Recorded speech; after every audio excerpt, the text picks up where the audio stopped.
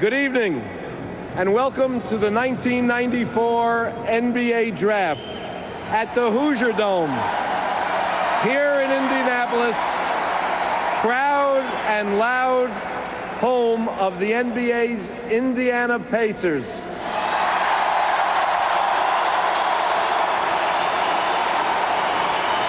Whose wonderful really do love this game. Also, welcome to those gathered at our team headquarters across the country and to our national audience on TNT and NBA radio. To all of you, thanks for being with us. The team representatives have been briefed, so let's get on with the draft. The first pick in the 1994 NBA Draft will be made by the Milwaukee Bucks, who have 5 minutes to make that selection. For anyone who has ever played the game of basketball, the ultimate dream is to make it to the NBA. Tonight, 3 of basketball's future superstars take the first step toward realizing their lifelong dreams. Well, it's always been a dream since I've been a little kid, ever since I've been playing outside on the playground and things.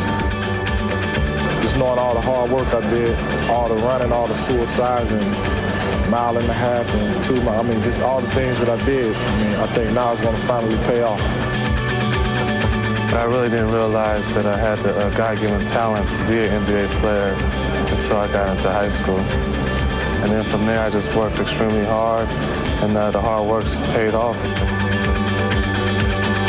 Julius Erving, Larry Bird, Magic Johnson, those guys, the people I grew up idolizing and always wanted to play in the league and like those guys. And then now, getting close to that time, real anxious, really excited, and ready for a challenge.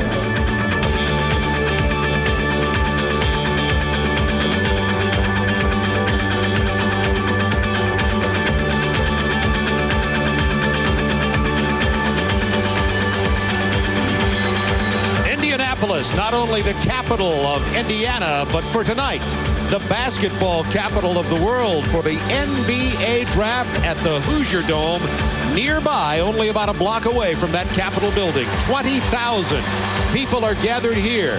Fans who are still excited after their team, the Indiana Pacers playoff run, ready to take a look at at least a couple of Indiana players who grew up in Indiana who will be included in this draft. You are looking at some of them there, the top 15 players, many of whom expect to be lottery picks, and who will be walking up to the stage here at the Hoosier Dome any minute now to begin what they hope to be a long and lucrative career in the National Basketball Association. It was only a week ago that the Houston Rockets defeated the New York Knicks in Game 7 to win the NBA championship. As soon as that game was over, the NBA and the Players Association collective bargaining agreement ended.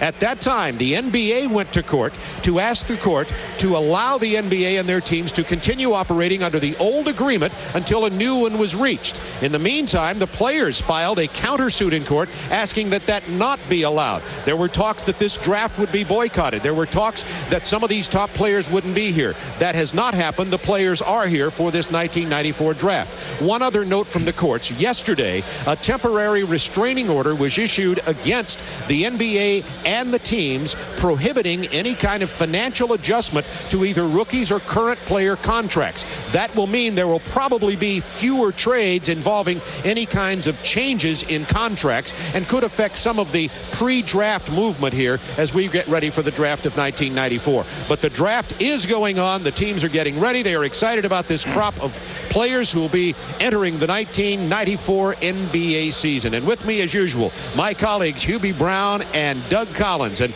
let's get past the litigation and the information about all of that. I think we've got that set straight now. And let's talk about why we're here. And that is the renaissance of the NBA, the restocking of talent.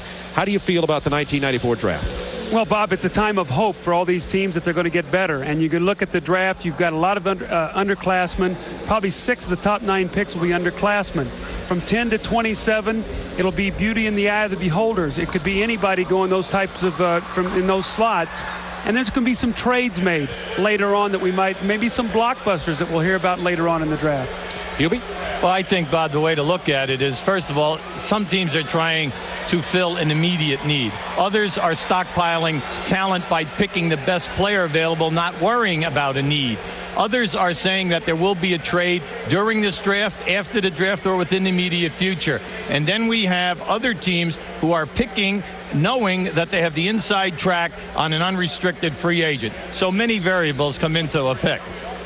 Well, we're just about ready for our first pick. Here's a look at the first 6. Of course, the lottery order is the first 11. Milwaukee, Dallas, Detroit, Minnesota, Washington, and Philadelphia. The Milwaukee Bucks won the big bouquet when they won the lottery back in May during the playoffs, and the Milwaukee Bucks have the first selection in the draft here tonight. And David Stern will be announcing that draft pick for the Milwaukee Bucks. Here's the commissioner of the NBA. With the first pick in the 1994 NBA draft, the Milwaukee Bucks select Glenn Robinson from Purdue University. Surprising nobody, the big dog, Glenn Robinson. He went to high school at Roosevelt High School in Gary, Indiana. The 21-year-old Indiana native who left Purdue University early. Some people thought it was because he was struggling academically, but his coach Gene Keady said he left here with a B- average. This is a young man who is highly regarded. He is walking out with his agent, that is Dr. Charles Tucker, wearing the cap of the Milwaukee Bucks. And his coach Gene Keady thinks that he is a very dependable young man of high moral character and believes that he will be able to step into the fast-paced world of the NBA and begin to make a contribution to the Milwaukee Bucks immediately upon arrival at 6'7", 240, a power player who can play the inside-outside game. The first pick in the 1994 draft is Glenn Robinson from Purdue. Well, Bob, you take a look here. His size, 6'7", 241 pounds. Look at the points. I think this is the most probably indefensible player in the draft. A dominant scorer, can take it out on the floor, can beat bigger players off the dribble with his quickness, and can post smaller players up. You see his versatility here where he backs a smaller player in, and he shot 38% from the three-point line.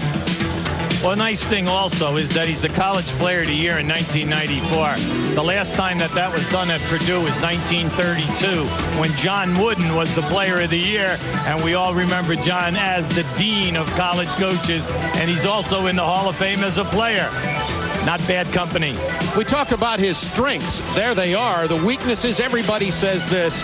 Can he play defense? Well, he certainly has the talent to, but coming out of college, is it good enough to play in the NBA yet?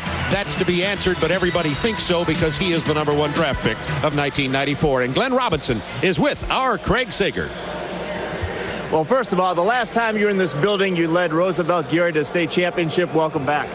Well, it's a great feeling to be here. It just seemed like it was all planned because the last time I was here, it was for the state championship. Now, a lot of people said that the Players Association had filed a suit saying the draft was illegal. There's going to be a boycott. Why'd you decide to come? Well, this is something I've been watching all my life. This is something that I wanted to be a part of. And I think no matter how bad that I didn't want to come, I still would have been here. Now, some people said yesterday you were late for a press conference. Then we found out you were running 2 miles playing another practice game. How are you going to maintain this hunger and desire with all these millions? Well, I don't think the millions have anything to do with playing. It's just the competitive spirit. Well, the big dog is now the big buck, as we saw with that sign. But your mom is still the boss. Has Christine met Mike Dunleavy? Well, my mother is always going to be the boss. Well, that's your first assignment, to get her up there. Congratulations. Thank you. Bob? Craig Sager and Glenn Robinson, the #1 pick in the draft of 1994. Up next, the Dallas Mavericks. Will it be Jason Kidd? Will it be Grant Hill? Ernie Johnson is in Dallas. There's been a lot of speculation about this #2 pick, Ernie.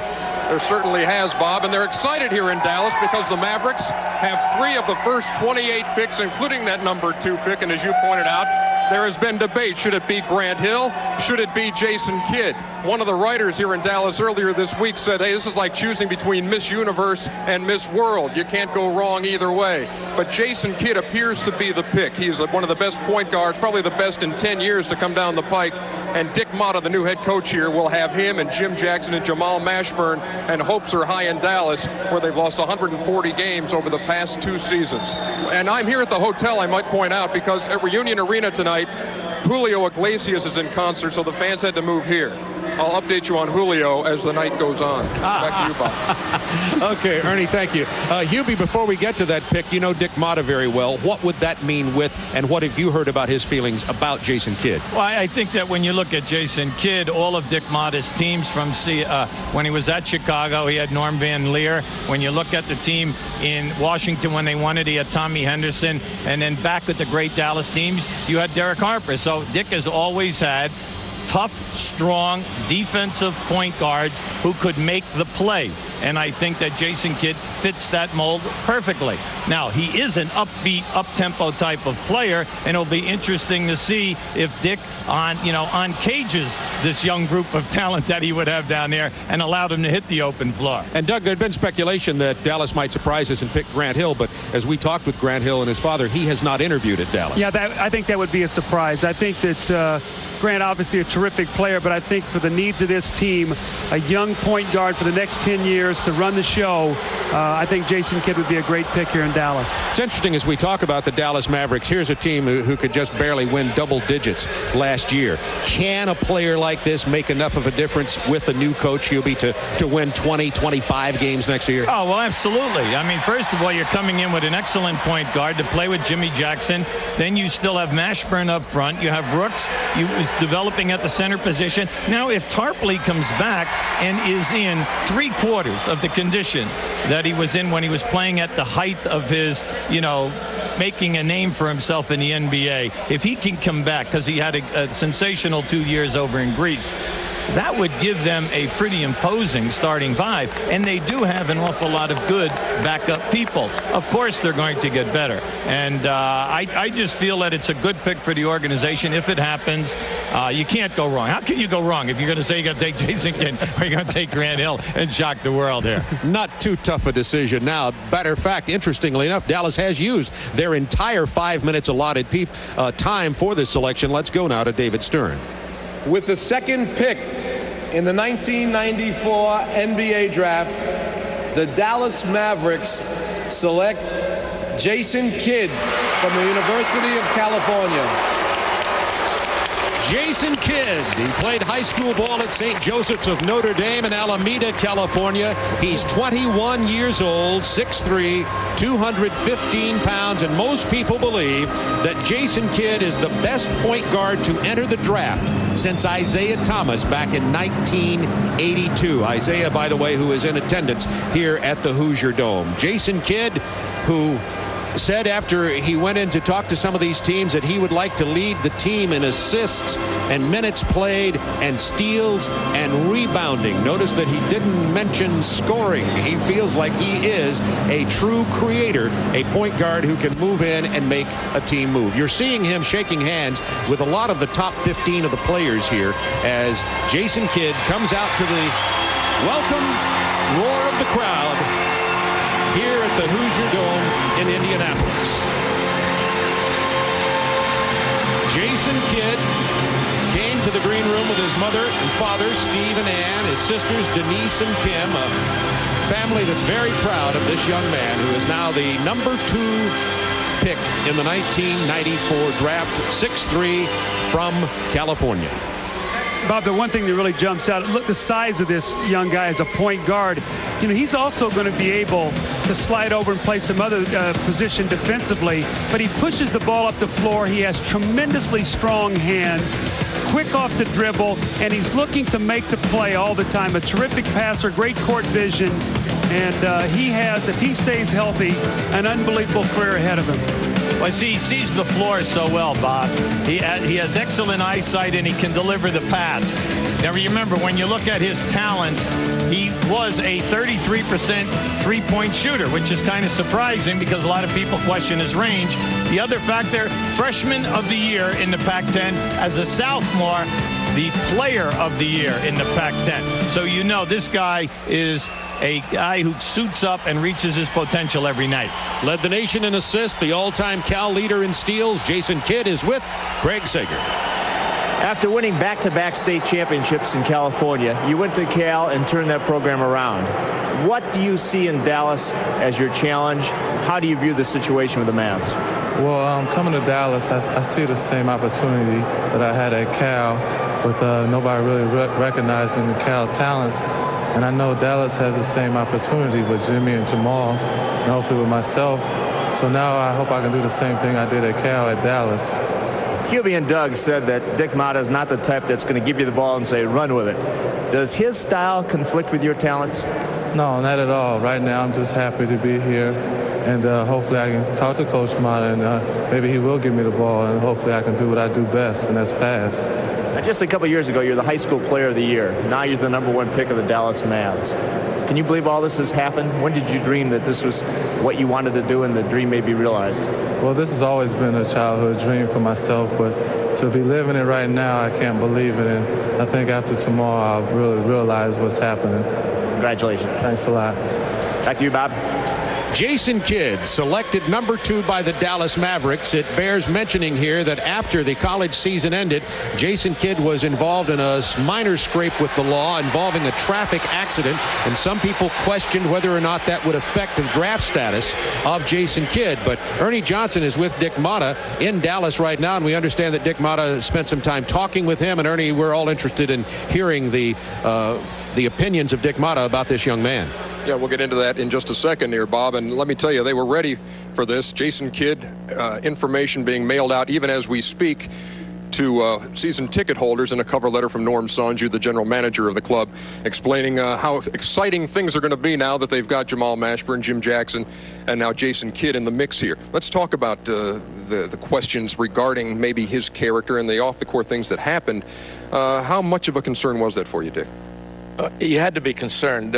When the balls bounced and we knew we were second, we ran right to the film room and pulled out the highlight film of Jason. And if the draft had been that day, we would have gone down to California in person and tried to sign him.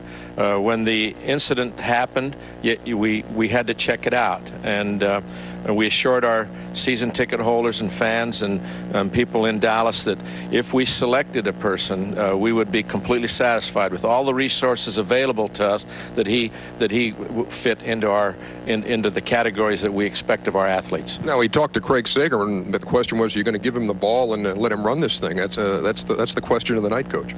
Well, if the rebounders will try to find him, I don't think I'll get in his way at all. Dick Motta, the Dallas Mavericks. We'll be back with more here from Dallas, where Jason Kidd is the newest Maverick. Back to you guys, Bob. Thank you, Ernie Johnson.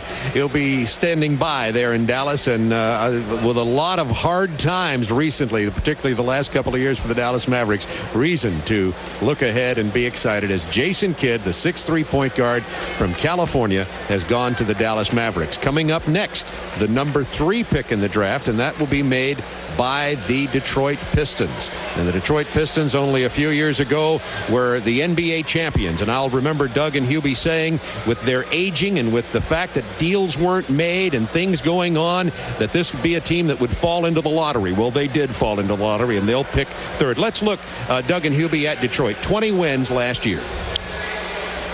Well, I think that you have to look at the ball club and realize that it was in flux. They lost Lambier early in the season. You had injuries to key personnel, and the ball club just never meshed. The young players struggled, meaning Hunter and Allen Houston. They kind of struggled. And any time that you have 5 to 6 new people on a basketball team, you're hoping that your veteran guys can get it done and pull them over the hump. Unfortunately for them, the injuries to Isaiah, then Lambier, and then Joe Dumars during the course of the season really held them back. But in this pick, they are getting quite an athlete that's going to solve some of their problems. But let's face it, one guy cannot take them from 20 losses, especially at his size, and then take them all the way. So the Detroit Pistons hoping to get well as much as they can with their pick in 1994. It's been virtually no surprise. Everybody expecting that it'll be Grant Hill. Let's go to David Stern, the commissioner, and find out. With the 3rd pick in the 1994 NBA draft, the Detroit Pistons select Grant Hill from Duke University. Grant Hill being hugged by his mother, Janet, who is a senior partner in a law firm in Washington, D.C. He's also here with his dad, Calvin, the former football player with Dallas, Washington, Cleveland Browns. Dad, a former vice president with the Baltimore Orioles. A tremendous young man, Grant Hill, who is achieving his dreams. Grant played high school basketball at South Lakes in Reston, Virginia, suburbs of Washington, D.C. He's 21 years old. 6'8", 230 pounds, ACC Player of the Year, Final Four 2 times, led Duke to its 3rd NCAA championship game in 4 seasons. And Doug Collins, as he goes up to talk with Commissioner Stern, your son Chris plays at Duke and played with Grant Hill, and I know you know him and the family very well. Well, Detroit is getting them a gem right here. Not only a tremendous player, but a guy who's going to give them all the things they need to build their team around. You see his numbers. They don't jump out at you. He's a winner. He plays both ends of the floor. He'll guard the point guard. He'll play the 3 guard or the 3 position. You'll see him handle the basketball. And I really believe this year really helped in the development of Grant, because his first 3 years with a Bobby Hurley and a Christian Laettner and some of these guys, he was a wing player. He ran out on the fast break, and he scored mostly off transition. He has now added a jump shot. In his first 3 years at Duke, he had made 5 3-point field goals. Last year, he was 39 for 100. And I also say, they talk about his assertiveness. Well, he asserted himself this year and took that team with him to Charlotte in the Final Four. And there you see Calvin Hill on the left and Janet, his mom, on the right. Hubie Brown, in what role do you see him fitting into the Detroit Pistons? Well, he's the type of player that makes everyone else a better player. He was college defensive player of the year as a junior. You're talking about a guy 6'8" who can rebound at the small forward position for you. He can not only defend, but then anytime that the shot clock is going down, he can take you off the dribble. And that is the key to being an outstanding player of the NBA. Can you break the defense down when the clock is inside of 6 seconds, get your shot, or also set up somebody else with the shot clock at 1 or 2 seconds? So for the first time now as a member of the NBA, Detroit Pistons, let's meet Grant Hill. How can you sit there and tell me you're nervous? All the stuff, going to the Final Four, leading the Duke team, concert pianist, everything you've done, now you tell me how nervous you were. Well, I'm real nervous. This is a dream come true, and I've been here before in this building and we won, and I'm more nervous now than I was when we won back 4 years ago, but it's a great feeling. People expect you to be an outstanding player immediately. Comparisons to Scottie Pippen, one of the best players in the league. What pressure do you feel? I don't feel any pressure at all. I'm just trying to go out there and do what I've done all my life, and that's play basketball, and that's try to win. I don't listen to comparisons. I go out there and try to be Grant Hill and do all I can. You've been around pro athletes all your life. You've been exposed to big-time athletics. How do you feel now that you're a pro, people asking you for your autograph? I still can't believe it. It seems like yesterday I was asking all those people for autographs, and now people today are asking me. It's all pretty overwhelming, and it's just a dream come true. Some people said you were not assertive enough. Doug responded saying, obviously, your last year you stepped forward. How did your role change? Well, I think my role over the last 4 years changed on each team, and as I became a senior, my role was more to be more assertive and to look to do more, and hopefully we can carry that over to the next level. How do you fit in with the Pistons? I think I fit in good. They have a lot of young players, Allen Houston and Lindsey Hunter, and of course Joe Dumars, Terry Mills, and I'm looking forward. I'm very excited. I can't wait to get to Detroit. First, go see your proud family. They're over there waiting for you. Thank you. Craig Sager and Grant Hill. It's obvious that Grant Hill is used to national media pressure. Mike Krzyzewski exposes his players to that, to have to deal with the media. And, of course, with the Final Fours he's been to, you can see that it's not going to be difficult for Grant Hill to deal with the outside pressures of the NBA. Up next, the Minnesota Timberwolves with the 4th pick in the first round of the draft of 1994. Minnesota, the only expansion team that has yet to make it into the playoffs, into the NBA. Of course, you already heard after the season ended, it was speculated that the Minnesota Timberwolves were going to move to New Orleans. Now they are going to stay in New Orleans at least one more year, or in Minneapolis one more year. Let's take a look at what's happened so far with this young franchise in their drafts, which started in 1989. And you'll note that only 2, Doug and Hubie, of these players are still with this team. Well, you see Isaiah Ryder, you see Christian Laettner, and if they can add, like the speculation is they're going to add a Donyell Marshall, who's a terrific small forward. What you want to do in this position is you've got to increase the quality of the talent on your team. And if they're able to get a Donyell Marshall at this position, that's what they're going to be able to do. Always with young teams, Bob, but you're trying to improve your rebounding, your shot blocking, because in the NBA, you win at the defensive end of the floor. You must take care of your boards. And Donyell Marshall, if he is the pick, is one of the premier scorers in this draft, a great shooter, one of the top shot blockers in this draft. So you're adding a quality player to what you already have, the young people. What they need to do is show people that they can defend and then establish a type of tempo, a style offensively. So the Minnesota Timberwolves are now ready to exercise their pick. They have used all 5 minutes of their allotted time to make the decision. They're expected to take Donyell Marshall. Of course, there are players like Eric Montross, and there are players like Juwan Howard and others that are available. But we believe, and most people are speculating in Minneapolis, that the player will, in fact, be Donyell Marshall from Connecticut. Very, very wide wingspan, big, long arms, and he could be an impact on this team. Let's find out. Here is Commissioner David Stern. With the 4th pick in the 1994 NBA draft, the Minnesota Timberwolves select Donyell Marshall from the University of Connecticut. Donyell Marshall, 6'8.5", 218 pounds. Went to high school in Reading, Pennsylvania. He, too, is 21 years old. Donyell Marshall shaking hands with his friends and relatives. He's here with Stephanie Marshall, his mother, some of his high school friends and relatives, and a very exciting young man out of the University of Connecticut, Donyell Marshall, 6'8.5", and as Hubie told you, a shot blocker in addition to a player who can create his own offense. Some people say they remind him of a young, and I say this is a young Connie Hawkins, that kind of player. Big hands, flails the ball around, and has a lot of good moves inside and outside. The moment in the sun for Donyell Marshall from the University of Connecticut.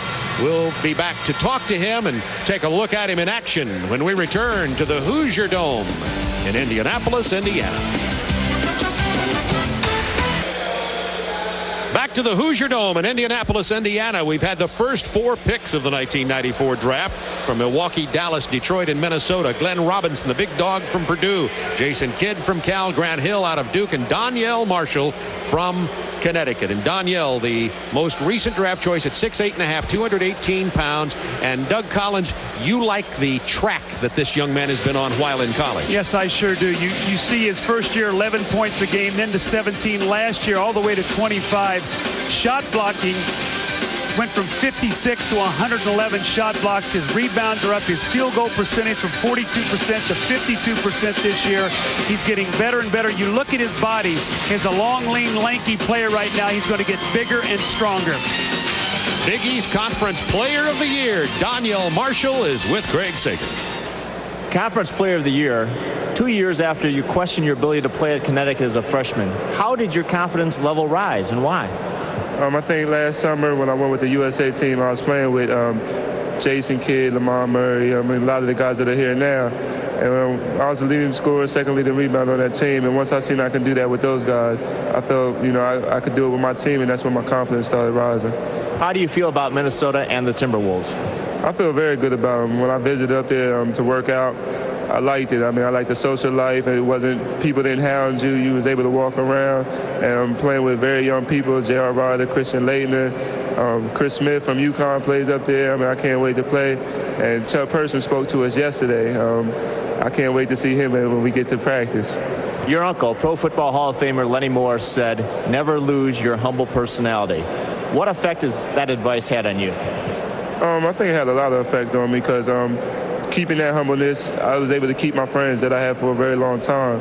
They still respect me. I still respect them, and you know they don't look at me as a superstar going to the NBA. They still look at me as a regular person, and that's the way I like to be looked at by my friends. I don't want them to treat me any different than the way I would have been treated if I was just a regular person. Don't change. Let's go back to Bob. Very personable young man, Donyell Marshall. You'll get used to knowing him as he plays with the Minnesota Timberwolves. Up next now, the Washington Bullets. And now we're getting to where you're not exactly sure who these teams are going to pick, even after the first four. But the fifth pick, most people are speculating perhaps Juwan Howard out of Michigan. Let's find out from David Stern. With the fifth pick in the 1994 NBA draft, the Washington Bullets select Juwan Howard from the University of Michigan. So no surprises so far for the first five selections. Juwan Howard. He's 21 years old, played his high school basketball at Chicago Vocational. Steve Fisher, his coach and the man who recruited the Fab Five at Michigan, and they're going fast.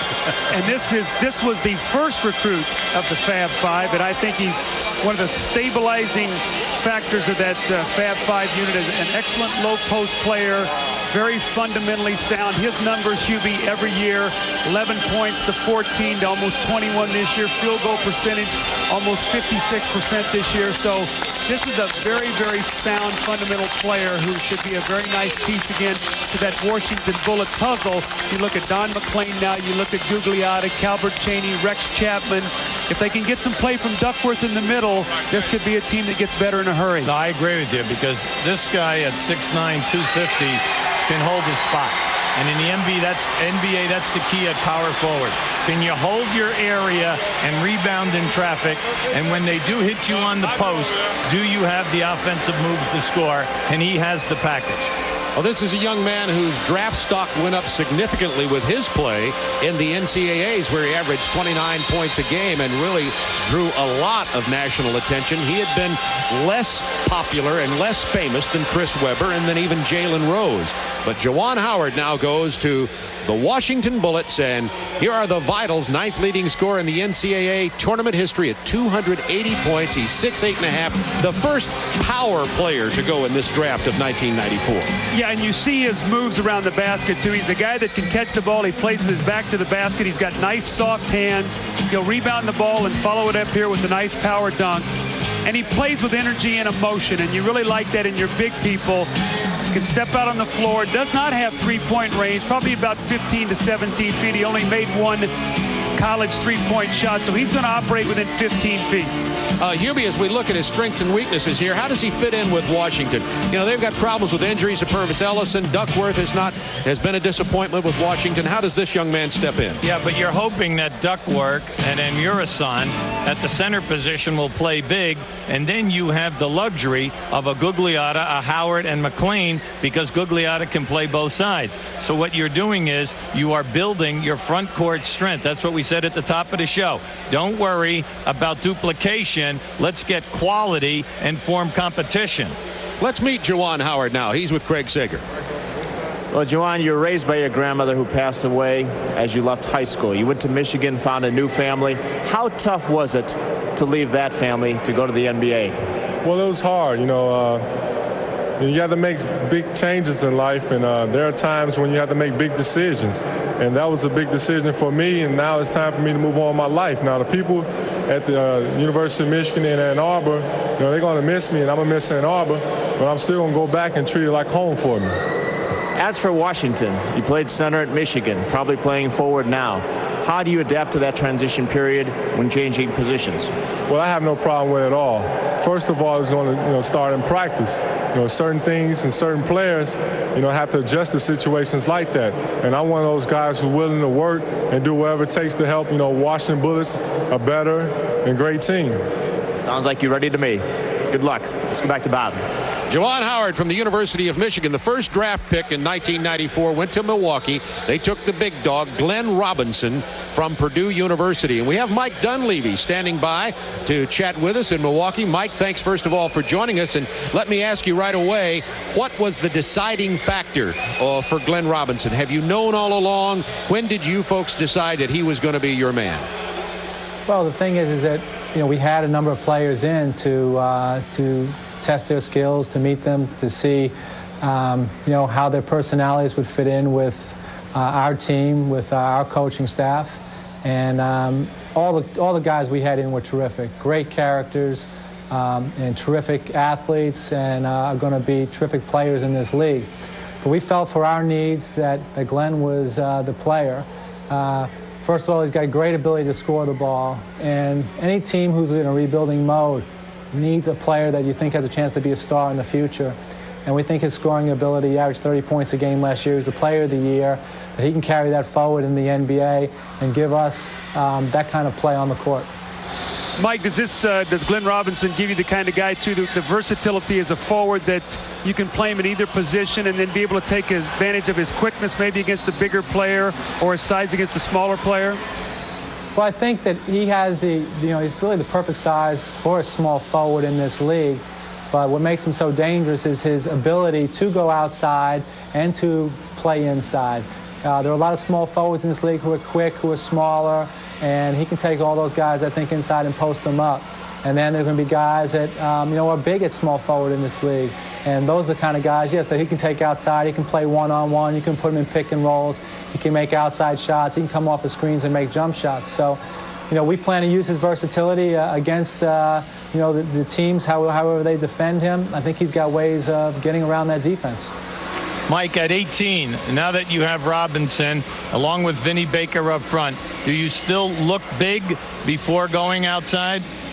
Well, I think, first of all, sure. I mean, from our needs standpoint, we would like to get a big, but at 18, you really are best off taking the best player available, because the main thing is you want to get somebody who can play in this league.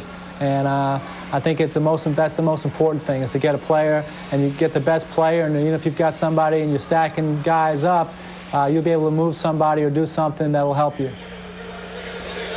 Thank you, Mike Dunleavy. We'll hopefully join you a little bit later, get you to make some comments on this overall draft, and not just your player, and how you're going to use them up there in Milwaukee.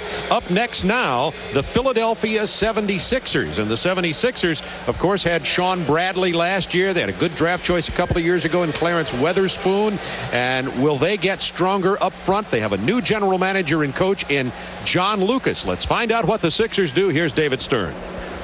With the 6th pick in the 1994 NBA draft, the Philadelphia 76ers select Sharon Wright from Clemson University. Sharon Wright, who is here with us at the Hoosier Dome, hugging his mother, Carolyn, with Art Cummings, Virgil Adams, some of his relatives and friends who have traveled with him here. The young man from Clemson University, 6'10", 280 pounds. He is a load. I've seen him personally play in the ACC, as I know Doug and Hubie have too, and this is a man in terms of his size. He played his high school basketball at Southwest Macon in Georgia, and that is a school that's developed a lot of great college players and several pros like Norm Nixon. Jeff Malone came out of that high school, and Sharon Wright, now realizing his dream out of Clemson University, goes to the Philadelphia 76ers. And I understand that what Philadelphia probably will do is move him in at the power forward, even though he played center at Clemson. Sean Bradley at the center, and perhaps move Weatherspoon over to the quick forward spot, which sounds like a pretty imposing front line. Well, if that team can play together, if Sharon Wright can make that adjustment and play power forward with Sean Bradley's size and the power and the explosiveness of Weatherspoon, there should be no team out-rebound this team. They're powerful. Sharon Wright has really jumped his stock. He's in the best shape that I've seen him in the last 2 years. He hired a personal trainer. He's got back-to-the-basket moves. You see this, a little jump hook. And he's played against terrific competition down there in Clemson. If you look at the history of the Clemson big men that have gone into this draft, if you want to talk about the Tree Rollinses and the Larry Nances and the Dale Davises and the Horace Grants, the history of Clemson players is they've become very, very good NBA low-post people. Well, Doug, he's the only player in the ACC over the last 2 seasons to average a double-double for 2 years, and that's hard to do. Plus, he is a major shot-blocking force. He averages 4 shot blocks a game. So when you put Bradley and Wright together, you are starting with 2 good young big people at your center and big forward positions. And now let's go to Craig Sager and meet Sharon Wright. Well, you're now Philadelphia's #1 pick. As you sit up here and think back, where did this all begin for you? I think for the most part, it started back in Macon, Georgia, when I was just a kid, and a guy by the name of Miles Patrick used to come to the gym and just pick me up and take me to the court and just basically kick me in the teeth. And I really learned from all my coaches and my family, my mom, my brother, grandmother. They all supported me, and I just kept going. Philadelphia expects an immediate contribution. What pressure do you feel? How do you prepare physically and mentally? Well, I think the game is just so physical and so long. You play 82 games, and I think with Philadelphia, I think they need a guy that can really just go to the boards and block a lot of shots and be an intimidator in the middle. I think the game has changed so much that I think you just got to really be mentally prepared. That's for the most part. What about the adjustment to forward, now playing away from the basket? What skills do you need to develop? My mid-range jumper, has to get better, I think. I've been working on it a lot, running a lot of miles and shooting the ball pretty good. And I think that was one of the things that Philly really liked about me. I could shoot the ball, and I really didn't shoot it that good or that much in practice and in games at Clemson, but I've been working on it. And that was one of the things I think they liked about me. Good luck. Sharon Wright goes to the Philadelphia 76ers. Coming up next, the Los Angeles Clippers, as we continue our coverage of the draft live from Indianapolis. Back to the Hoosier Dome in Indianapolis. The draft of 1994. 5 of the first 6 picks have been underclassmen. It is an underclassmen loaded lottery. Let's find out what the Los Angeles Clippers do. Here's David Stern. With the 7th pick in the 1994 draft, the Los Angeles Clippers select Lamond Murray from the University of California. Lamond Murray played his high school basketball at Kennedy High in Fremont, California. He too is 21 years old. And you can say one thing about this young man. He has a great stroke. Jason Kidd knew it as the point guard. He finished as Cal's all-time leading scorer, passing Kevin Johnson's 1,600 points, led the Pac-10 in scoring last year, and set the Cal single-season record for scoring. He is 6'6.5", 236 pounds. Lamond Murray from the University of California. And Murray is here with his relatives, his parents, James and Cora Murray. You saw Fred Slaughter, his agent there, his Aunt Patricia with him, and some other friends and players who were there. Matter of fact, LaSalle Thompson, Lester Connor, and Kenny Williams joined him, NBA players who were there to welcome Lamond Murray to the Los Angeles Clippers. Well, I like the fact they need a small forward. Dominic Wilkins, an unrestricted free agent. Also Ron Harper, unrestricted free agent. Here, you're getting a guy who broke the Cal scoring record in 3 years. He is a pure shooter. He has three-point range, and he also can take us strong to the basket. So you're dealing with a guy who wants to score and has the capability of shooting a high percentage. And that's the key when you take a guy like this. I think it's an excellent pick for the Clippers. Doug Collins, as a 6'6" shooter yourself, he looks like he has a great stroke. Yes, he does. And I think you see that he has tremendous explosiveness off the floor when he shoots that shot. So I think in a short period of time, he'll be able to develop the NBA range. It is a deeper shot, but you see with his legs that he should be able to get that shot in a very short period of time. Craig Sager is now with Lamond Murray. Let's meet the new Los Angeles Clipper.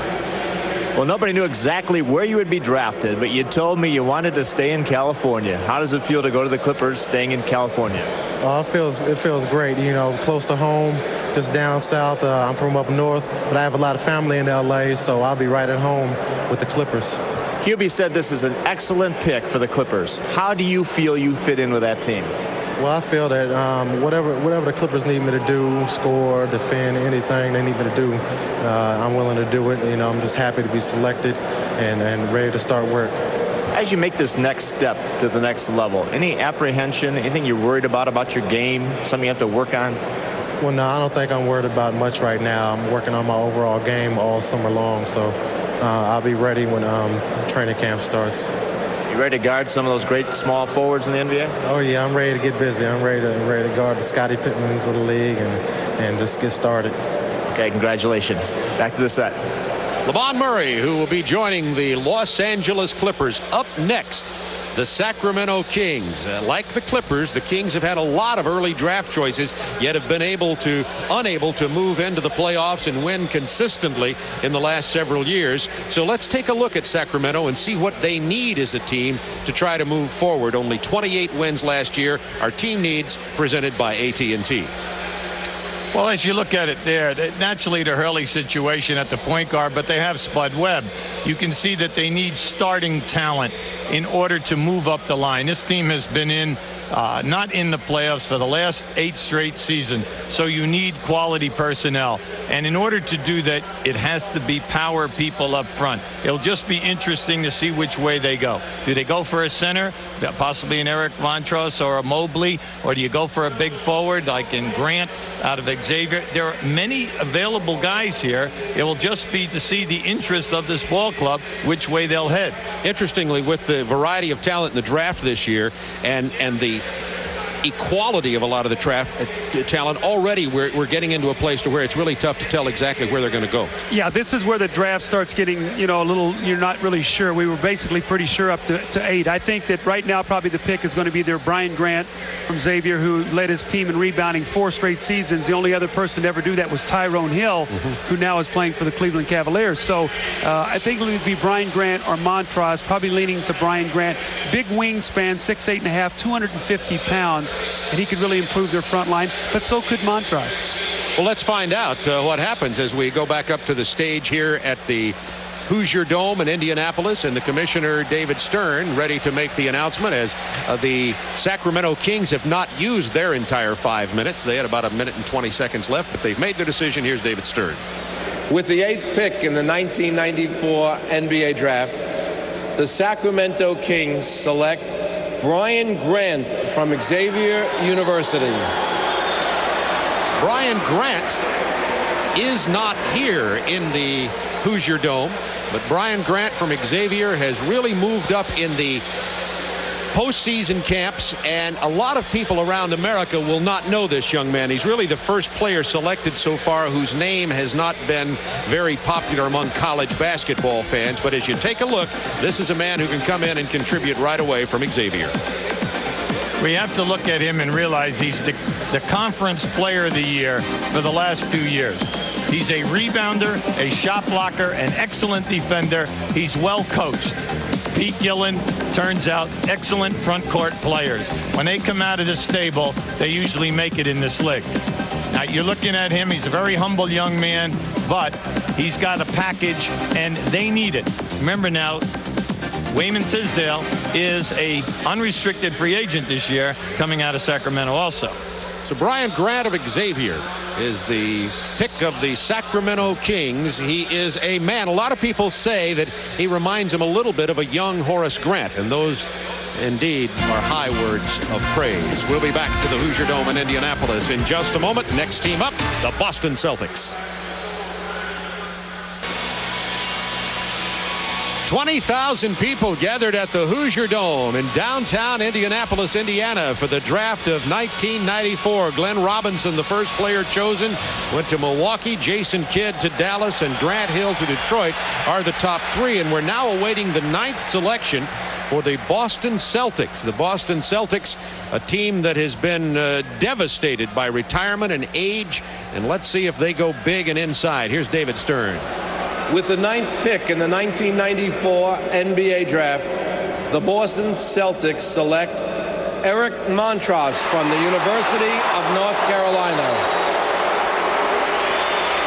Eric Montross from the University of North Carolina is an Indianapolis native, was supposed to be here in the green room, but is not with us in this building tonight. But Eric Montross has impressed a lot of people even after leaving North Carolina. Hubie, I know that some of the folks who looked at him thought this young man might be better than earlier thought. Yeah, first of all, the size is there. He's 7 foot, he's 275. Other factor, he shoots well with either hand. Throughout his entire college career, he shot 58% from the floor. Now, he does not have explosive jumping ability, but you can see the frame. It is there. He's an excellent post-up guy. He's a terrific person with great hands and changes ends very quickly for a big man. So Boston with the retirement of Kevin McHale. Larry Bird's gone now from that great front line. Robert Parrish may be gone soon. And Eric Montross could be the man of the future. Doug, your reaction to this? Well, you know, I've seen this young guy play a lot, and he is big. And when you get behind him, you don't get around him. And I think the one thing that QB said, he has tremendous hands. You can lob the ball up, he can catch it. He can finish around the basket. I think he got a bad rap of being this plodding player. He can change ends of the floor, and I think he's going to be one of these North Carolina guys who also goes, and because he's had such great coaching, will continue to get better and better. Remember, he plays on a team that usually has 6 or 7 of the top players coming out of high school every year. Let's talk about Boston a little bit and how Eric Montross can fit in there and what the Boston Celtics are looking forward to. They're still in negotiations with Chris Ford, their coach, so we don't know exactly what his future there is as we do the draft right now. Chris Ford should be there next year, and we're expecting that. But, QB, let's talk about the Boston Celtics, the changes that are going on there, and what you might expect. Well, first of all, you must solidify the center and power forward positions. First of all, Parrish is retiring. A.C. Earl will be in his second year next year. Now you bring in Montross. All right, then at the big forward, Abdel Nabi will be there all year long. Dina Raja had a sensational rookie year out of Yugoslavia. So that would be fairly solid. The small forward position, they're supposedly close to finalizing Fox, but it is not final as of yet. They did not sign the contract. Now, Gamble is also an unrestricted free agent. I see that they just tied up D. Brown. But as you look at them, you know, your defense always starts in the backcourt. They have 2 small guards in D. Brown and in Douglas, Sherman Douglas. So their guard core must get bigger and tougher defensively, because then that takes the pressure off of the people up front that they're always not covering for your mistakes. So they must get better defensive play back there, and then up front, Montross will, fortunately, you know, when you get picked this high, you always want the chance to play, and you are going to get a chance, you know, Eric Montross. You talk about what goes around comes around, and how the winds of change everything. The Boston Celtics, the Los Angeles Lakers, the Detroit Pistons, all champions in the 80s, all in the lottery now. And the Los Angeles Lakers are the next team up to draft. And let's talk a little bit about the Los Angeles Lakers. Magic Johnson recently, as you probably heard, bought a piece of the team and is going to be in an ownership position there with Jerry West and Jerry Buss. And they have a new head coach in Del Harris. Well, when you look at the Laker team, this is a team that has some options. And you look on their front line, you talk about a Vlade Divac, an Eldon Campbell, a Sam Bowie. They drafted George Lynch last year. You go to the backcourt with Sedale Threatt, with Anthony Peeler, with Doug Christie, with Van Exel. And there's some talent there. Right now it gets interesting. There's some speculation that Carlos Rogers from Tennessee State, the 6'10 player, lanky guy, went out there and had a great workout. They've talked about him. We're talking about possibly a Jalen Rose. Yeah. They were really surprised at how big and strong Jalen Rose was. Maybe an Eddie Jones from Temple. So now it starts getting interesting. But it seemed like today, the people I talked to, that Jerry West and his people were leaning towards Carlos Rogers. What do you think about the Lakers and their direction? Well, I think the thing that hurt the Lakers last year, you had many older players that were always injured. So right now you have free agents. You have Kurt Rambis, Danny Shays, James Edwards. That's going to free up a lot of money for them.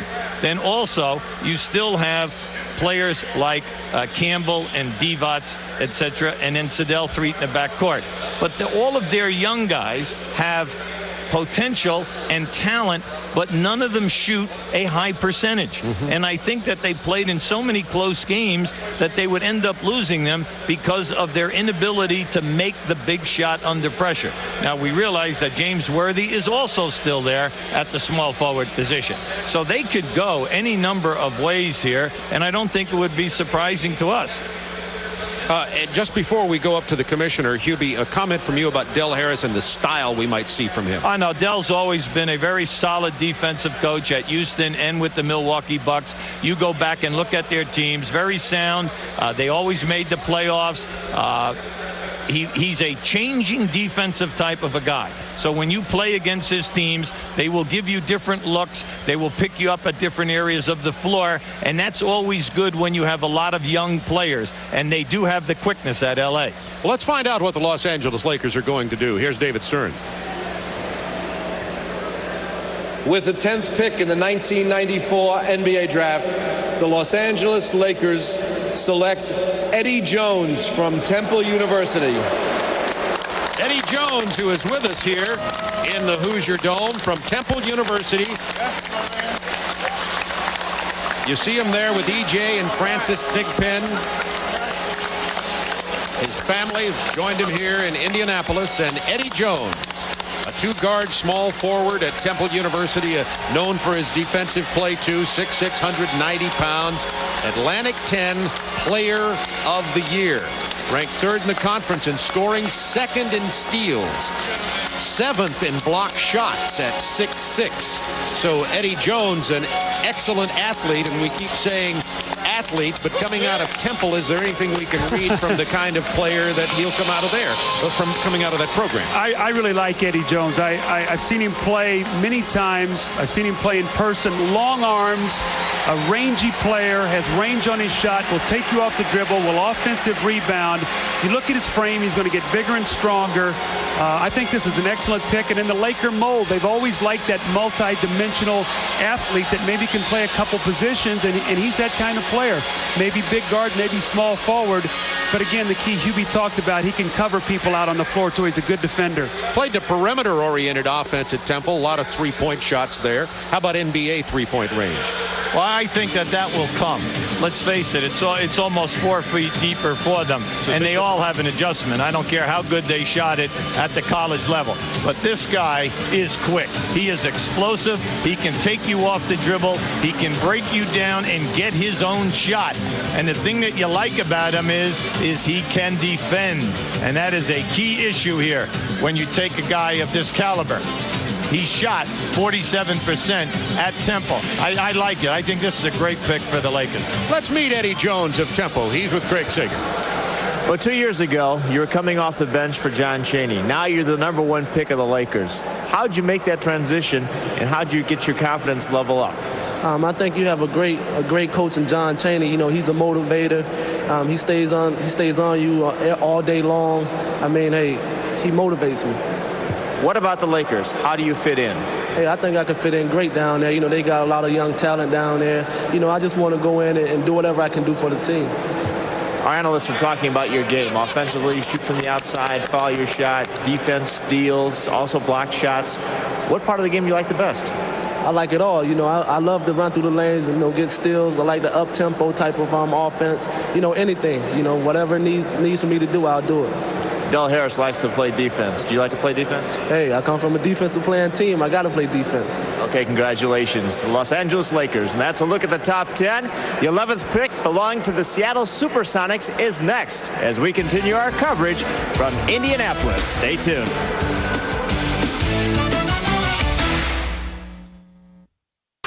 The Seattle Supersonics, certainly one of the most talented teams in the NBA, made it into the lottery thanks to a deal that got them the 11th pick from Charlotte. So that's why Seattle is picking at number 11. And Doug, let's talk about this. Been a lot of talk about trade discussions between the Chicago Bulls and the Seattle Supersonics. Yes, this could be a blockbuster if they decide, if Chicago does make the deal and send Scottie Pippen to Seattle for Sean Kemp and Ricky Pierce. There's also talk that they're going to switch possibly 21 and 11. So at this pick, if Seattle makes this pick, they could be making it for Chicago if that trade would go through. It could be a major, major deal, maybe the biggest trade in the NBA since Charles Barkley a couple seasons ago went from Philadelphia to Phoenix. Now, we don't know where that trade is done or not, but we'll just have to wait and see. So this pick might not go to Seattle. It might go to Chicago. Seattle Supersonics picking at number 11, and the Supersonics have re-signed George Karl. They have made changes in the front office there. This could affect, I would think, Hubie, some of the decision-making perhaps, although George Karl is pretty good at personnel decisions too. Well, yeah, I mean, he's been around the league, plus he understands his team, and also you have no idea what problems you have as a coach when you're outside of that city. You know, and we're all trying to look at this and say, well, you're giving up Kemp and Pierce and you're switching picks if it happens, but you are getting one of the top 2 or 3 players in this league in Scottie Pippen if this comes down. All right, let's find out who the Seattle team will draft, and let's go to David Stern. With the 11th pick in the 1994 NBA draft, the Seattle Supersonics select Carlos Rogers from Tennessee State University. Carlos Rogers not with us tonight at the Hoosier Dome. 6'10", 214 pounds from Tennessee State. He dominated the Ohio Valley, as you see, for the 2nd consecutive year. This is a young man who a lot of people think is an excellent talent, and as you see, at 6'10", 214, light as a power forward. Well, I think the big question mark here is can he come into the NBA at this size, meaning the weight factor, and dominate? Now, he did in the Valley. You saw that the points are there, the rebounding and the shot blocking, astronomical numbers. But in Chicago, in the workouts, he has to prove that he can do this against quality big people. So there's going to have to be here a major adjustment for him from a physical standpoint. He's going to have to bulk up, but the tools are there. Doug, your feelings on Carlos Rogers and how he'll fit in? Well, I think what Hubie talked about, consistency, doing it night in and night out, 82 times a year, not picking and choosing when you're going to compete, because we know the young man has talent, obviously, to go this high in the draft. So the potential is there, the ability to do it every night. And let's just remind you once again that, in fact, Chicago and Seattle may be pulling off a trade. We don't know that for sure, but Pippen could be going there for Kemp and Pierce, and also a swap of draft picks. So Carlos Rogers might not stay at Seattle. I will mention one thing about Carlos Rogers in Tennessee State. How about the alums that have come out of there? Dick Barnett, a man you're very familiar with, Truck Robinson, hey, wait Anthony a second. Mason. When we won a championship in Kentucky, we had a terrific point guard. The Hound Dog. The Hound Dog, Teddy McClain. 6'3", 195, could guard anyone. Tennessee State, they can certainly put out some players. That's the lottery picks, 1 through 11. Let's recap them for you. The big dog, Glenn Robinson from Purdue, Jason Kidd to Dallas, Grant Hill to Detroit. No surprises through the first 5. Danielle Marshall from Connecticut went to Minnesota. Michigan's Juwan Howard to the Washington Bullets, where he'll play power forward there. The first 11, the lottery choices, Sharon Wright to Philly. He'll join Sean Bradley and Weatherspoon up on that front line. Lamont Murray, the all-time leading scorer in the history of University of California, goes to the Clippers. Brian Grant, who's a power player, goes to the Sacramento Kings. Eric Montross, who's impressed following the season and his workouts, goes to the Boston Celtics as they try to replace the aging front line. And Eddie Jones, a defensive-minded 6'6" guard from Temple, goes to the Los Angeles Lakers for defensive-minded Del Harris. And the 11th pick, concluding the lottery selections, Carlos Rogers to the Seattle Supersonics. Carlos Rogers at 6'10", but only 214 pounds from Tennessee State. He is a power forward, and as we mentioned, a slight and slim body, but a man that a lot of people are expecting to perform right away and make a contribution. Coming up next, the Miami Heat, a team that gave Atlanta all they could handle in the first round of the playoffs, and a team that finished strong in the NBA to make the playoffs, one of the expansion teams. The Heat will be coming up next with their selection. You can see 2 minutes until they make their selection. And let's talk a little bit about the Miami Heat. Doug, I got to see them in that playing Atlanta as they got finished with the playoffs, and it's a good team. Kevin Lockery has been re-signed down there. Stability at the coaching position. Well, the 42-40 record is deceiving, because had not Ronnie Cycli got hurt, that could have been a 50-win team. When he went out, they really lost his inside presence. But you talk about Ronnie Cycli and John Salley on the front line. You got Matt Geiger, who gives them a credit. You've got Grant Long. You talk about Glenn Rice, Steve Smith. I mean, they have a very talented team. So whatever they're going to do here is add to their talent pool. It's what Hubie talked about before. Do they need a specific position? I don't think so, unless maybe they might lose a Brian Shaw. Maybe they need a true point guard. But we'll have to wait and see. There's some quality people left on the board. This is a very talented team that I think grew up a little bit in the playoffs this year. Let's talk a little bit about the point guards. Jason Kidd, everybody said no-brainer, probably the best one since Isaiah in '82. After that, when you get into the point guard areas, it's obviously tough along with center to come into the league and play there. Hubie, can you draft a point guard at this point with great quality, do you think? Well, I think what it comes down to is so many college teams played a passing game. High school and college played a passing game. Player now graduates, comes into the NBA. First of all, he's restricted with the 24-second clock. Teams are playing continuity offenses, not the passing game. And then they're asking guys to make passes as people are coming off the screens at the right precise moment. For the first time in a point guard's life, he's asked to play an NBA type of a game. So it's very difficult on point guards. They have to understand the clock. They must understand that when the clock is down, how to beat people off the dribble, and you've got to have that explosive step. And the big key with a point guard is if he's a good foul shooter. He can make a lot of things happen for you, deliver the pass, but if he gets fouled, go to the foul line. Very difficult position, and in this year's draft, no matter how much they talk about it, this is a weak point guard draft.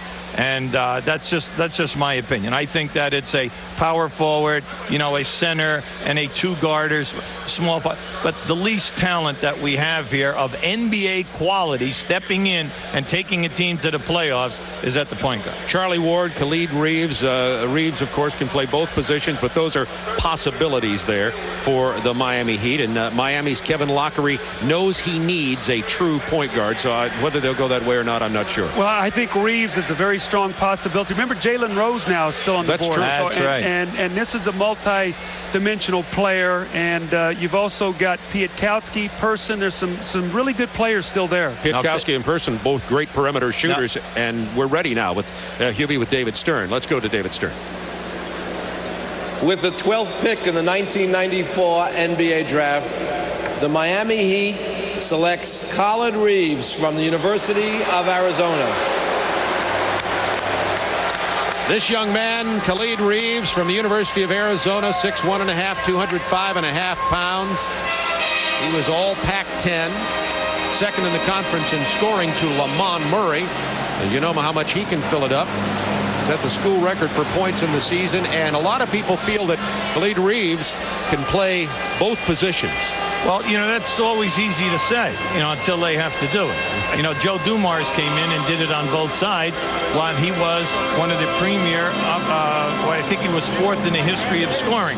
Now, this young man scored over 800 points this year. That is a ton. Now, we're talking over 25 points a game. He shoots a high percentage, but he has always played as an off guard. So if you're saying that he's going to step in here now, Brian Shaw being a free agent, and then just automatically assume the point guard position, it's going to be difficult to do.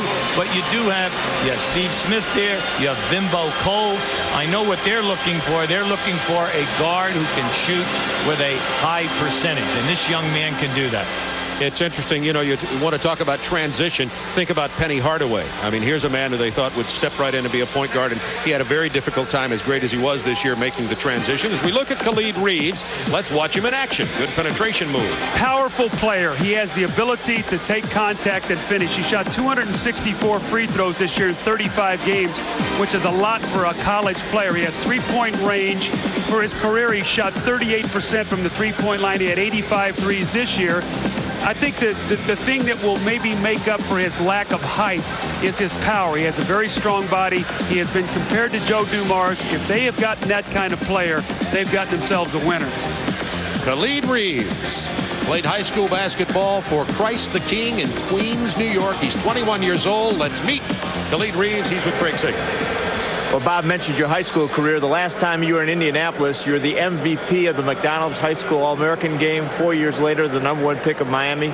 I guess dreams do come true. Oh, yeah, definitely. Indianapolis has always been good to me. The McDonald's game was great, and I'm going to a great organization in Miami. I love the coaches. I love just the owners, and I had a great time on my visit. I'm glad to be a Miami Heat player.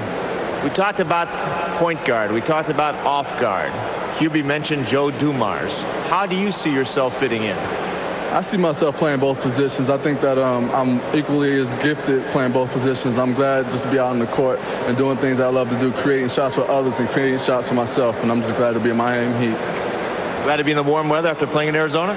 I love the warm weather. It's going to be adjustment. The humidity is high in Miami, but I think I'll love it out there. This is one man awfully happy to be Miami Heat, and obviously they're happy to have you. Congratulations.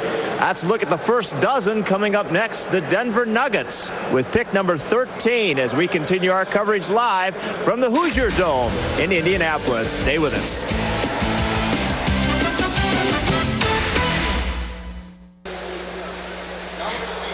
Miller Genuine Draft, the official sponsor of the 1994 NBA Draft. This is the 7th year that Miller Genuine Draft has sponsored the annual NBA Draft from the Hoosier Dome in Indianapolis.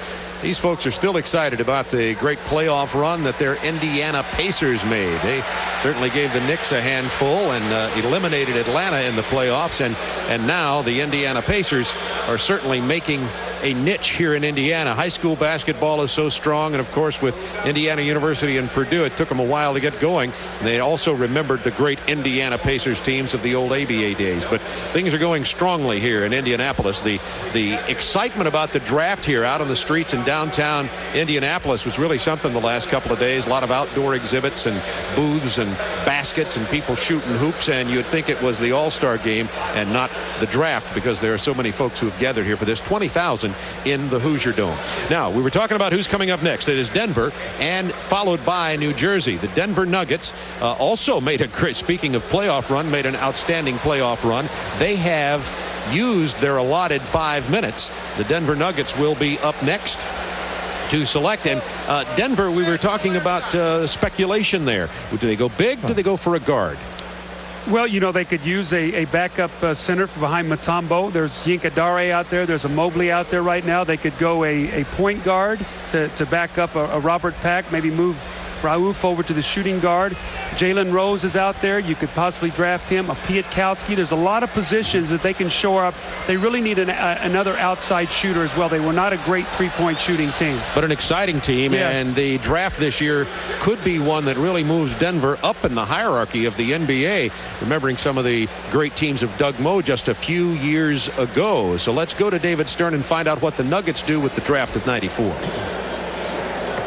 With the 13th pick in the 1994 NBA Draft, the Denver Nuggets select Jalen Rose from the University of Michigan. Jalen Rose with his mother and grandmother, and we saw at lunch today, Jalen Rose, I think, wins the Styling Award with that red pinstripe. No question about it. Grant Hill was one of the contenders for the fashion dress, but Jalen Rose... So Bob, when you look at Jalen Rose, there's a couple things. First of all, he's a winner. You can say what you want to say about the Michigan team. They went to the Final Four 2 years in a row. This guy is an outstanding basketball player. He can handle the basketball. He's got size at 6'7". He's bigger. He weighs about 230. He's bigger and stronger across his back and shoulders. Hubie, I think this is a guy that's going to fit right in there. You talk about maybe moving Reggie Williams to the backcourt a little bit right now, and he gives them a lot of flexibility. Well, this is a choice of taking a great talent, the best talent available. When you play the up-and-down game like they play in Denver, this type of talent steps right in because he can give you three positions. He handles the ball so well. He's a streak player. He has three-point range. He can post up. He has the total package for you, especially if your style is up and down. Jalen Rose went to Southwestern High in Detroit, 6'6", 231 pounds. And speaking of the 231 pounds, one of the things most impressive about this young man, A, has been his maturity as he's come along as a player, but secondly, his physical size and imposing strength. And he can play all over the floor and certainly could be playing at a 1, 2, or 3, probably a 2 or 3. You know, he's one of the few college players that I see today that makes a lot of tough shots. You know, he's got the unorthodox style and finish when he gets in the lane. He'll shoot the ball up high and use the glass. He'll shoot it on the move. He'll do all these different creative things, which I think will lend to him being a very, very good NBA player because he can also do it off the dribble. Well, with the Denver altitude, the fact that they play up and down, this guy is going to step right in, and I think he has a great chance of making a heavy contribution. Jalen Rose, the third member of the Fab Five from Michigan to be drafted. Weber first, then Howard, and now Jalen Rose. Let's meet him with Craig. Well, Bob Neal just mentioned that the Fab Five is now a trivia question. Chris Webber established his own identity at Golden State. How do you approach and what do you see as your challenge in Denver? Well, I have a great opportunity in Denver. They're the best up-and-young-coming team in the league, and I think I fit in well down in Denver. You know, they got Dikembe Mutombo, they got Brian Williams, they got Reggie Williams, so they got a nice team, and I hope I fit in very well, and I think I will. Doug and Hubie also mentioned the up-and-down tempo that they play, Daniel's style of ball. What position? 1, 2, 3? Are you just a player, or do you have a position? Well, I think I'm just a player, but I think I'll be better at point guard. I think that's where I can help them a whole lot, and that's what I'm gonna be looking to do from day one. One thing people don't know about you, obviously, is the books. 3.4, grade point average. How important is school to you, and do you plan to get your degree? Well, it's very important. Sometimes when you talk about a guy, about how well he plays basketball or something, you never mention academics. So, that was important to me, and I did a good job while I was in school. But now, NBA is my job. Ready to go to Denver? How does this look with cowboy boots? Well, I'll find out in a little while. Okay, congratulations. On the way to Denver. Let's go to Bob. Jalen Rose, a Michigan Wolverine, that red pinstripe suit, clearing away. He's hands down. The balloting is over. He wins the Fashion Award. I've proclaimed it here. And he said, a little bit surprising, that he was so enthusiastic about saying, I want to play the point guard position, even though he said and admitted that he is a basketball player first. Let's talk about New Jersey. New Jersey Nets changed coaches. Chuck Daly's gone from there. Butch Beard's going to be their new coach this year. And the New Jersey Nets need some help. How about shooting guard? What do you think, Hubie? Well, I think that the early talk is that they are looking for a guard, and there are a number of excellent big shooting guards available, and some of them who can play both positions. They definitely need a quality backup to Kenny Anderson, and especially since Kenny had to have the operation on the wrist over the summer. So, they are loaded up front with a lot of guys. But you never can have enough front court people. And right now, there are still some very interesting people available. Now, the old coaching staff might have wanted to look for specifically a shooting guard or a guy who can handle. The name always was McKee out of Temple at 6'5", as a point guard or a two guard. Well, it will be interesting to see which way they go, because we do have some nice talent available. And some big men. Let's find out what they do. Let's go now to David Stern. With the 14th pick in the 1994 NBA draft, the New Jersey Nets select Yinka Dare from George Washington University.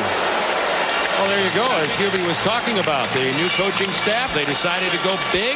Yinka Dare, remember, he played his first year of basketball in 91-92 at Milford Academy in Milford, Connecticut.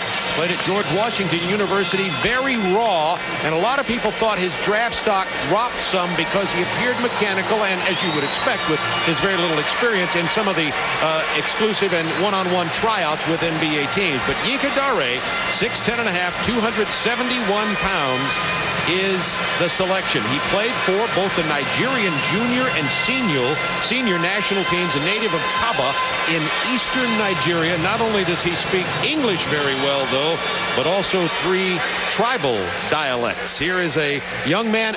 Most people think that he would have to be called a project in terms of NBA size and play, Hubie. Well, I think that might be it. But when you look at the Nets, you have Benjamin as your starting center, and at power forward you have Coleman and Gilliam. You have P.J. Brown and Morris at small forward. What you're doing here is you're ensuring yourself with a big body you have time to develop this young man. Now, we say he's only played the game 5 or 6 years, and at the really organized level, 3 years here in the United States. So look at the size, the shot blocking ability, the rebounding, the brute strength is all there. Plus, he can score. It isn't like they say, well, he's totally mechanical. Well, let's face it, he just has not had the experience. The more catches you get, the more casual and the more success you have. Yinka Dare is with Craig Sager. Craig, you're going to interview him in one of the tribal dialects, Nigerian dialects? I think I'll test his English. First of all, 3 years of organized basketball in the United States, 1 at prep school, 2 at George Washington. What makes you feel you're ready for this next step, the NBA? Well, I have a lot of self-confidence. You know, I've been playing the game. I'm improving every day. And I think I can step into the NBA and make a great impact. Some of the most dominating players in the league are at this position. None better than the guy across the tunnel with the Knicks, Patrick Ewing. What have you been working on? What do you need to work on? Well, I've been working a lot on my post moves, footwork, a better understanding of the NBA game.